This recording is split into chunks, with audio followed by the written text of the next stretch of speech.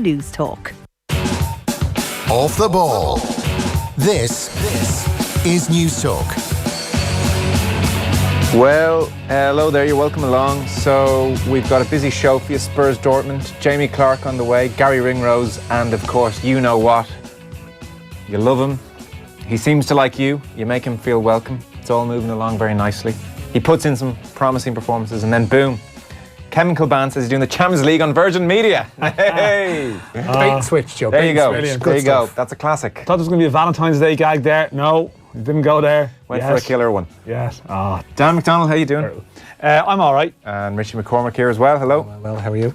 So Dan, I bumped into you this morning at a coffee shop. Yes. In town, as tends to happen. Dublin's a small place. Knocked on the window as you walked past. Yeah. But you were actually coming in anyway. I was coming in anyway. We had a wee chat. You were doing your bits and bobs. I was reading the Irish Independent, of course. Very good. Having a coffee. And we were having a brief chat then about what we would do in the show tonight. And it's all been changed, courtesy of Declan Rice. I think we described it as a straightforteart day. Yeah. I believe. Now, it's still a straightforward day in some ways. For you, it's not. You've probably been frantically busy all day. Right? Yeah, well, I mean, 4 o'clock in the afternoon, I suppose, is better than 10 to 9 at night, you know, in terms of, because we've been waiting for, I think we always knew that it was going to be Declan Rice's social media accounts that broke the news. I know it coincided with sort of an FBI announcement and so on, but this, in fairness, you know, they were tight enough in terms of leaks. I know there was stuff at various times that was going this way and was going that way, but actually, they actually were sort of, they kept it in house. And I mean, there was no suggestion this morning that this was coming today. Right. Put it like that, you know. I thought it was an excellent statement as it was going to go. I mean, look, if it's not an easy statement to write. You're going to obviously upset Irish fans, but I thought it was a good statement. Yeah, I mean, do you think he sat down and wrote it? I mean, like you know, it was obviously a well-crafted effort, and it needed to be done. It wasn't going to prevent the backlash, you know, in a backlash in certain quarters. And, you know, I'm not going to preach about the backlash because, you know, sport is a passionate thing. It makes people emotional. You know, he did something that was people's life's ambition and you know, he left it. So you can, I'm not saying, you know, you can coldly analyse it whatever way you want. And I can understand why people are upset. I mean, you have to accept this. The fans, supporters' right to be upset when, you know, they care passionately about Ireland and their country, and they are going to be upset. Some of it will go over the top, but like I wouldn't criticise people for being cynical about his motivations. Terms of being upset, you can be upset about different things. So everybody is massively disappointed Declan Rice is not going to play for Ireland because he's such a prospect. So that's, if we're doing a Venn diagram here of things we're upset about, everyone's in that one. Everyone would like to see Rice continue with Ireland. And then there are the people who are really upset over the fact he played 3 games and has then made his decision. And that's where I think some others will think, okay, look, and I'm a little bit in this camp where I can see how events conspired, and he'd been playing for Ireland underage, and as he said in a statement, had a real affinity for the country, and he says it was 100% genuine, and then you're called up to the senior squad, and I mean, I can see how you just go along with it. Yeah. I can see how that happens, and then He spent a quarter of his life playing for Ireland sides. And then all of a sudden your career at club level explodes and you're on Match of the Day and Gareth Southgate's inviting you to the English training ground, and then the prospect of playing for England becomes very, very, very real.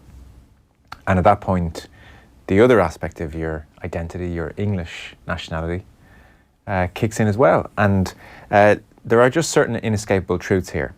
Does he feel a little bit Irish and does he feel a little bit English? Yes. Does he feel maybe a bit more English? Possibly. We don't know. But regardless, there are just truths here. England are much better. England's where he's grown up. He probably feels a little bit more English than he does Irish. That doesn't mean he didn't have a big affinity for Ireland. It doesn't mean that if the England thing hadn't come along, he wouldn't have represented Ireland probably 100 times and had a great career and thoroughly enjoyed it. And so that's just kind of what it boils down to. That's my interpretation of that overall. It's fairly rational. It's just he went so far down the road. I mean, there's a certain irony that it's almost as though, like, for example, like Jack Grealish turned down the opportunity to come and train with the Irish team. right? Like he didn't turn down the opportunity to come and sort of. Well, I mean, he had options, and there was a suggestion afterwards. Was Grealish offended he wasn't invited in earlier? But he did turn down the opportunity to come and train with an Irish team. And I think we've actually spoken recently about, I think it was in the Sunday Paper Review or somewhere, about the likes of sort of Dave Kitson and people respecting people who actually didn't go down that road, who almost, I don't feel Irish. And okay, so Rice had that affinity towards Ireland, but he's gone so far down the road, it makes it worse. And it wasn't that he just went down the road, Joe, it was that he went down the road of the whole singing the anthem, okay, kissing the badge, tearing up, saying it was a load of crap that he was ever going to leave. What's this all about? Yeah. Those words are permanent. They're etched. They live. They follow you forever. So no matter, I think your view is very reasonable, and I'm not taking a hardline stance on it.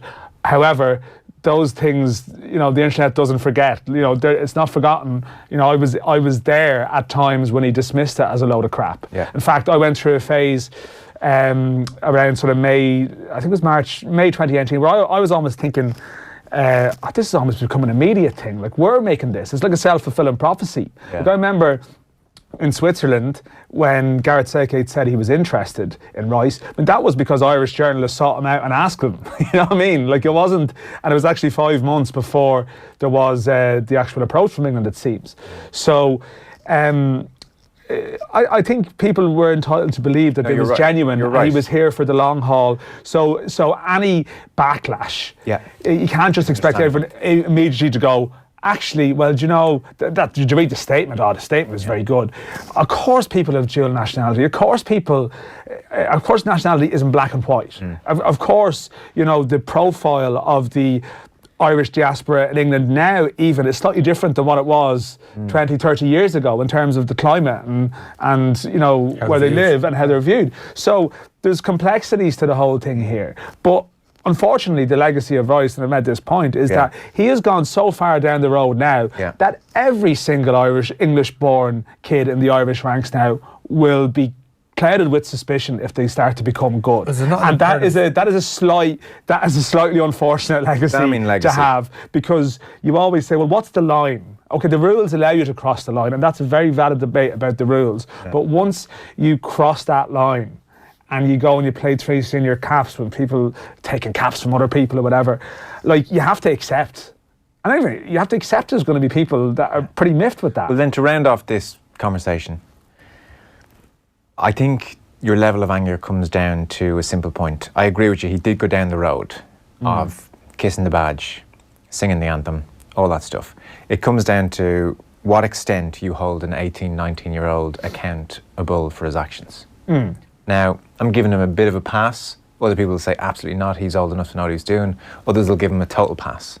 Yeah. And that's just for every individual to weigh it up and say, well, how peeved off am I with Declan Rice? Yeah, that's kind of where we are. How much of a pass do you give an 18, 19? I suppose, but I mean, the thing is, one of the things that he's credited for is that he comes across as a very, mature is the word that's been used a lot about the statement, rather than being some kind of Egypt 18, 19-year-old. So does that suggest he is more aware of his actions and more aware of his decisions? Literally every 18, 19-year-old is part Egypt. Yeah, of course. No matter how well they come across, and no matter what job they have, there is always part of you that is still just 18, 19 and not that worldly wise. And if you get whipped up in playing your first game, whether it's for your club or whether it's for the national team or whatever, and something good happens, a goal is scored, you win the match, there's a lot to be hugging and kissing and badge kissing and all that kind of stuff, whether it's club or country. And he found himself wrapped up in that, and unfortunately for him, and unfortunately for us to a degree as well, the consequences had to be paid for it. Yeah, and I mean, in Dublin. In his statement, Declan Rice says he's a proud Englishman. The rest of his statement is about being proud of his Irish heritage, etc. It's all PR. As a proud Englishman, he should never have played for Ireland. Us fans are not upset that he declared for England. We are upset he pretended to be Irish when it suited him.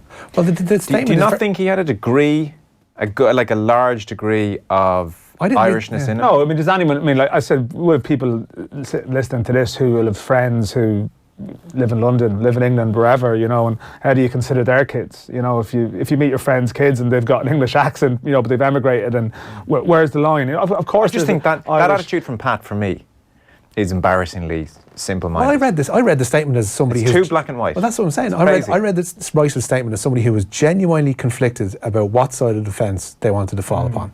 And ultimately, the key line is he said he went for the decision that he thought was best for his future. That's contained within the statement. He is somebody who feels Irish, he's somebody who feels English and has the absolute right to feel both. Now, I think he clearly feels more English than Irish, but like he's lived there, been grown up there, plays in West Ham. No, but it's how far he went, Joe. As I said, it's how far he went. I agree with you. I can't disagree with you on that. But I find this business of, as a proud Englishman, he should never have played for Ireland. He's not just an Englishman. We've had proud Englishmen play for Ireland, you know. And look, we played a game, and you know, I'm making this point in the piece tomorrow. You know, we played a game as well as anybody. That's my next question.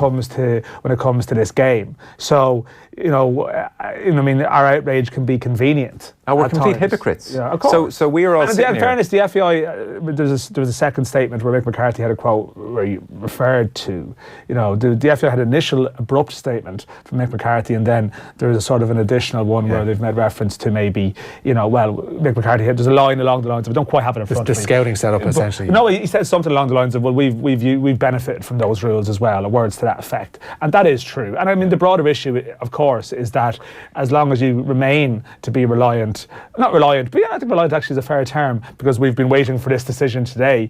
You're relying on something that you can't ultimately control. Yeah. If you've produced your own Premier League player, you know, then you don't ever have to worry about this scenario actually developing. We're also reliant on it because this is an FAI policy. Let's call it the James McCarthy policy. We go out there, we go cross-channel, we try and get any talented player with Irish heritage into the Irish setup. Yeah. We hope they fall in love with it. We hope they do what James McCarthy has done and play for Ireland. Yeah. Now, I don't know. I would think Scotland are looking over at this evening saying, well, good. Well, they get what they deserved. Yeah. And if we're going to pursue this policy of going and getting Jack Grealish and going and getting Declan Rice and getting James McCarthy, then, I don't know, 4 times out of 5, look what happens. Yeah, and there's a pragmatism about it, of course, as well. I mean, Scotland have played the game to get English-born lads to play for them. I mean, Northern Ireland, more so closer to home, would have, you know, there's parallels there, because actually, you know, I believe that James McLean and they fully feel Irish. You know, they fully feel Irish. There's no doubting that. Yeah, and I think he would acknowledge that. And James McLean's actually said this, that he used the Northern Irish system, which makes people angry in Northern Ireland.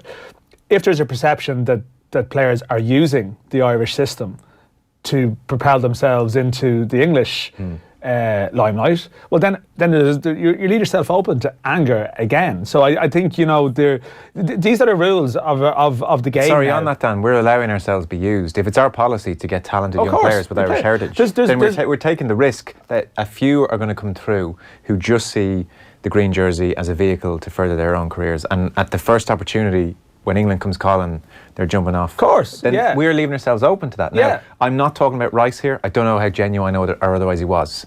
I don't know him as a person. But I'm talking here FAI policy. Like, we talked to, who was it? We talked to a couple of months back on Skype. Dundalk player who had played underage. Was it Carl Shepherd at Cork City was particularly Shepherd. So he made the point. Quite angry about he has been in underage Irish dressing rooms with non-Irish born players, and he knew. And everybody knew. Yeah. And there were other players born in the country playing League of Ireland potentially, or coming through at Irish clubs who were not playing underage football for Ireland. Yeah, I'm trying to think. It might have been Luke Burnett Shelburne or someone I spoke to. Shepherd. But it's independently of that, who I think said they were in a dressing room with Grealish, and they sort of knew. Yeah, this lad. But with Rice, though, the thing is that a lot of people felt that he would stay, you know, and this, like, I've heard sort of tales of Irish players who were convinced he would stay, and there doesn't seem, you know. So he didn't outwardly have a very cynical feel to him. I don't think so. Fine. No. But back to the FAI policy. We're totally leaving ourselves open to this all the time. Well, if, for example, I went to watch the Irish under-17 team play recently enough, and there was a guy, I think it's Joe Hodge at Man City playing, who has played for both England and Ireland in the last 6 months. I mean, this happens, you know, and I think England that day had a Dublin-born lad playing for them who is from a sort of an Eastern European family background. I'm not sure which country, it might be Moldova, you know. So like international football has also changed, and it's led to these scenarios, but it's still going to be emotive at the end of it, you know. And does this lead to a reflection over this policy? Or, you know, when I say policy, I mean just going after everyone, because to respond to your texts, like when FEI recruitment staff are going to 15-year-old, 16-year-old in wherever, in Brixton or whatever it might be, they're not starting off going, are you a proud Irishman? Their first question is, do you have Irish heritage? What's your surname? O'Connell. Oh, what could the background be recently? We've had it recently where Jack O'Connell, Sheffield United, Nick McCarthy spoke about where we're pursuing Jack O'Connell. Turned out he didn't qualify. So that's what you do. This is the game that we play. So there's no real... I don't think that the FAI can sort of feel particularly hard done by. No. But I can understand why supporters would feel hard done by, because they believed in the public statements that were on the record about this topic of eligibility. Because Rice happened after Grealish, so Grealish was always fresh in the mind when it came to Rice. So that's why, I appreciate people saying, well, we should understand and the issue of dual nationality, what it is, and we should, and we have to, but, it's football. People get passionate about it. So Gary Breen's going to join us later on. We'll get his thoughts. And Kenny Cunningham, I think, on the football show. We won't drone on about it all night. So Champions League is on. Yeah. Is the more pressing matter Spurs against Dortmund? Yeah, and they meet in the last 16 of the Champions League this evening at Wembley. Both sides missing key players through injury. Spurs, of course, without Harry Kane and Dele Alli, while Dortmund have arrived in London without the combined talents of Marco Reus, Paco Alcacer and Julian Weigl. With all that in mind, the teams line out as follows. Hugo Lloris is in goal for Spurs. It looks like they have a back three of Toby Alderweireld, Davinson Sanchez and Juan Foyt, with Serge Aurier and Jan Vertonghen providing the width. In midfield, then it's Harry Winks and Moussa Sissoko, with Christian Eriksen playing in between the lines and Lucas Moura in support of Heung-min Son. For Dortmund, Roman Bürki starts in goal, a back four of Ashraf Hakimi, Omar Toprak, Dan Axel Zagadou and Abdou Diallo.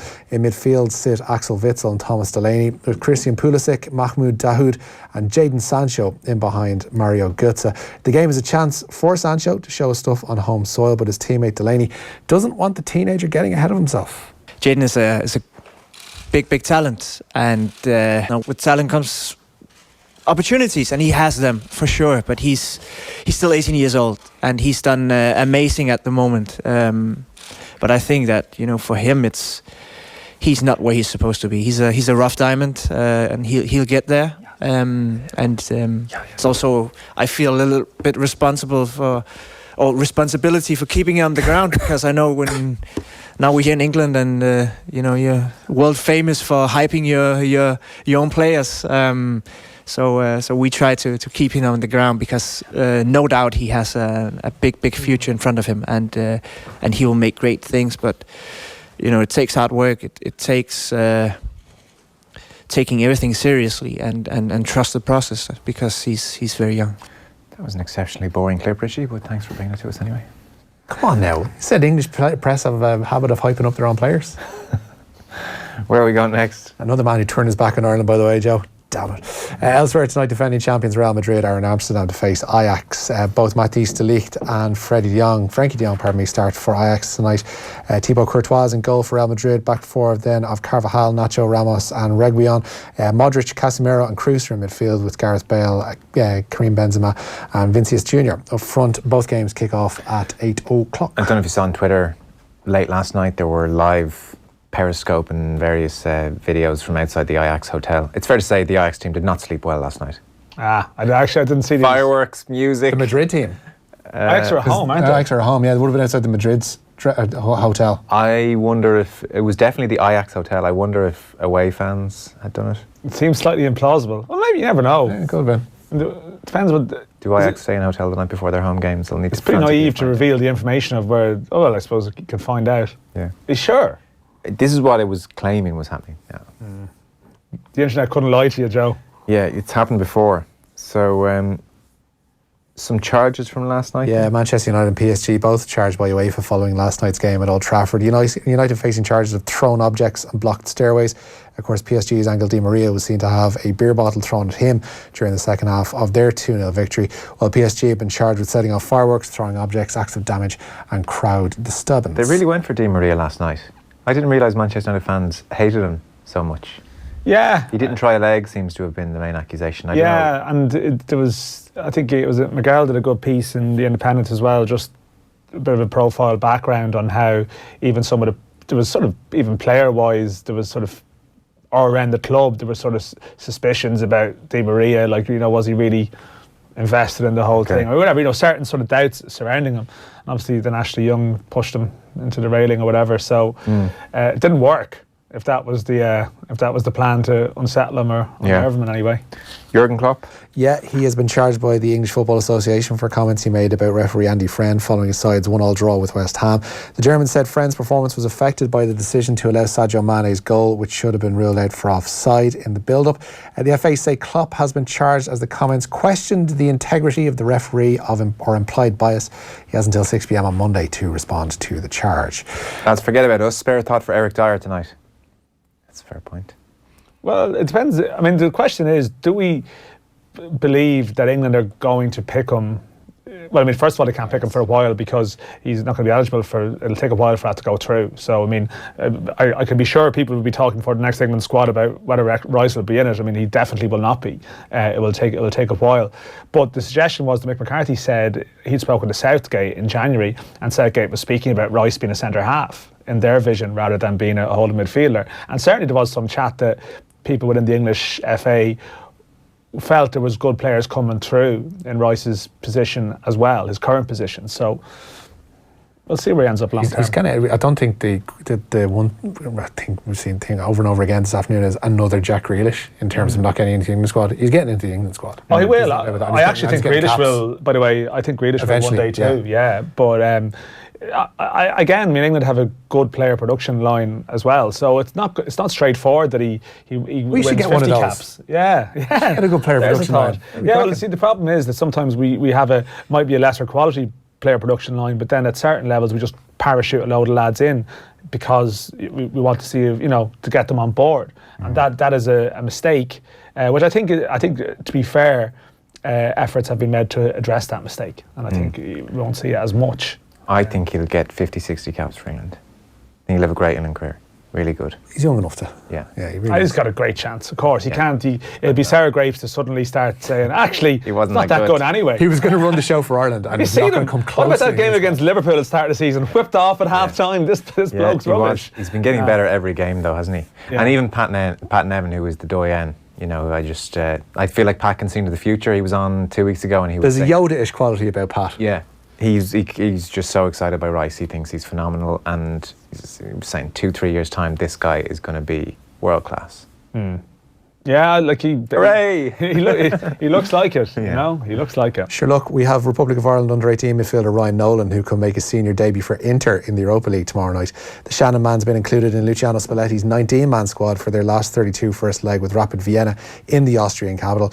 Nolan's impressed for Inter's under-19 side this season, playing in all 6 of their group games in the UEFA Youth League. But as he moved from Clare to Spain when he was 8, Nolan qualifies for Spain. What would upset you more?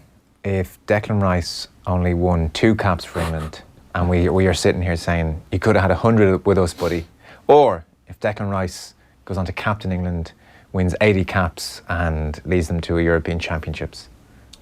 Yeah, it's a good question. What would upset you more? Yeah. So how many things have England won in your scenario? I think that would be possibly naturally upsetting anyway. Okay, well, take away the winning European Championships. If he goes on and has a stellar career. I think I think it would be particularly annoying if he ended up with the old 2, 3, 4 cap option. If he goes on to achieve all the ambitions that he had with England, I don't know, would that say easier over the longer run? I mean, there's a lot of the ire towards Grealish is based around where he is now. You know, and well, look, you haven't played yet, but I mean that's a bit like you kind of have that sense of Rob from High Fidelity, whereby the first girlfriend left him, but ended up marrying the next bloke that she met, so it was meant to be. So you're kind of seeing him in the same light as if he goes on and wins 80, 90 caps. It's like, well, sure, look, it was never meant to be for us. It was always going to be for them. Yeah, it's sort of like asking which form of pain would you prefer. You know, it's not really. I know what I'm asking. Yeah. So, what's your answer to this then? I hadn't thought about it. Yeah, there you go. What would I would be more sickened if he just won 2 or 3 caps. Okay. But if he only wins 2 or 3 caps, he's not the player we thought he is too. Yeah, it is the inherent To be fair. weakness in my question. We're still taking probably Nathan Redmond on that behalf. No, I know, but if Rice is only, but we're talking about him as a superstar. We're talking about him as a superstar. So England aren't that good. Like Ricky Lambert and people have won caps for England. Yeah. 2 or 3 cap territory. Go Ricky Lambert. David Nugent has won. He scored a goal at international level. Let's not have a go here. I'm just saying, like you're saying that he's one of those fly-by-night international careers. So. John Rogers, way better than that. What a bummer Kevin Kilbane isn't off the ball tonight. I appreciate and respect at Molloy Joe's tempered response to Declan Rice and his decision, but I would like someone to vocalise my frustration. # he kissed the badge. Yeah, Kevin nearly had troops on the streets this afternoon. Yeah, there's a lot of comments to that degree certainly today, but there is a split on it. There is completely, like, there's divergent views on this. There's a lot of the kiss the badge stuff, and then people like, why are we losing our head over nationality and flag and patriotism? He's entitled to change his mind. He's entitled to change his mind, but people are still going to be upset over it. I have sympathy for anyone who was angry at him because of the kissing the badge and the singing the anthem. I get how that really irks you.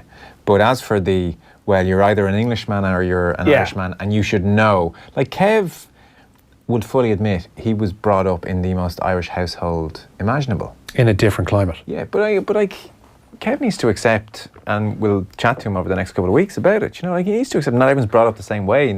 People have different levels of. Is this your way of practicing an argument in the mirror? Kevin, he's not here yet, but Kevin, you just need to accept. You just need to accept, Kevin, that this is life. He has a very one-eyed view about it. How could you not know? You're Irish. How could you not know you're Irish? But you can't be Irish in English. Yeah, boy. Kev's one-eyed view is born of, he was born of a time where Irish communities were so tight and literally kept within their own little microcosm wherever they happened to be in whatever town or city. And the attitude towards Irish people when Kev was a youngster wasn't that kind. I know why he feels like that. But also, he should do what you're doing now, which is walk a mile in somebody else's shoes and have a think about where Rice is coming from. But I also think that Kev's stance has been consistent enough in terms of you don't refuse the call. It's one thing to feel a certain way, but once Rice accepted the call, I remember Kev actually tweeting something, being delighted about Declan Rice when he came to play for the Irish senior team initially because there was some question mark. Yeah. I think, Kev said something, you can't change who you are, and felt that Rice was honouring something. So, Kev didn't want him back, as we know. Once he refused the call in September, he was done as far as he was concerned. Yeah. So there's a sense of, you don't turn down the country once you've gone to play for it. Yeah, look, I can't argue with anyone who's really miffed at the fact that he had the 3 caps and sung the anthem and all that stuff. I get that. Rice is a fool. He could have had every summer off if he'd stuck with us. That's text of the night right in. Yeah. Last story. For the top 6 in Championship action tonight, leaders Norwich making the trip to Preston, 2nd place Leeds welcoming Swansea to Ellen Road, and 3rd place 6th at Bramall Lane with Sheffield United taking on Middlesbrough. Try to fight against the D's here, Joe. Didn't work. Pardon me. Munster will have home country advantage for their Heineken Champions Cup semi-final should they beat Edinburgh in the quarter-finals and end up facing Glasgow in the semis. Should Munster beat Edinburgh, then come up against Saracens, the semi-final will be played in England. Oof. The winner of the Leinster and Ulster quarter-final will only have home advantage in the semi should they come up against Toulouse. If either side have to face Racing, then it's off to France. So in short, you're looking at away semi-finals most likely for Leinster and Munster. Yep. Sergio Garcia has apologised for his behaviour at the recent series of meltdowns at the Saudi International. The Spaniard drew the ire of the rest of the field and was disqualified from the tournament for reportedly damaging greens repeatedly on purpose. As he prepares for this week's Genesis Open, Garcia says his behaviour in Saudi Arabia is not an example he wants to set, and he's apologised to his fellow competitors and fans. That's your Newsround for this evening. Thanks, Richie. So we'll take a short break. Gary Breen will join us next, get his thoughts on Declan Rice, and there is big Champions League action tonight as well. Off the Ball on Newstalk. You couldn't make it up. Newstalk's weekly topical panel show where news and comedy collide is recorded in front of a live audience every Thursday evening. If she was down my back garden, I'd be like, I'm just going in here for a chicken sandwich. Each week